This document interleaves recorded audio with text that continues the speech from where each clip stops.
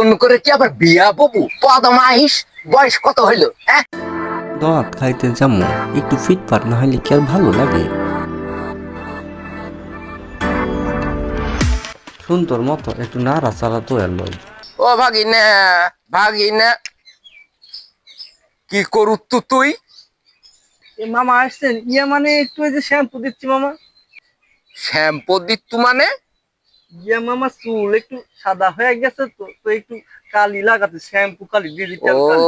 তার মানে তুই কলপ করু মামা সামান্য। কলপ করতু মানে হ্যাঁ? নতুন করে কি আবার বিয়া ববু পদমাইশ বয়স কত হইলো হ্যাঁ? বিয়া দিয়ে এক সলের বাপ হয়ে গেল, এখন দেখতেছি মাথা কলপ কে? তুই জানোস না মাথা কলপ দিয়ে আমাগো ধর্মে হারাম। হ্যাঁ, সাদা থাকলে কি হবে? কি হবে রে সাদা থাকলে কি হবে? হ্যাঁ, সাদা আসলে আবার কালো করবে। মেহেদি মারতে পারছি না, মেহেদি। আমাদের নবী কি বলেছে? তোমরা সাদা দাড়িকে মেহেদি দ্বারা রং করো। মেহেদি করবো হ্যাঁ? মামা মানে ওই যে একটা অনুষ্ঠানে যাবো, চুলগুলা সাদা হয়ে গেছে, তাই হালকা একটু লাগাচ্ছি মামা। এতে আবার দোষের কি? দোষের কি মানে? কানের ভিতরে কি কথা যায় নাই? কি করলু? এই কি করলু রে? কোন সাদা দাড়িতে কালো করা যাবে না, আমার এই ধর্মে নিষেধ আছে।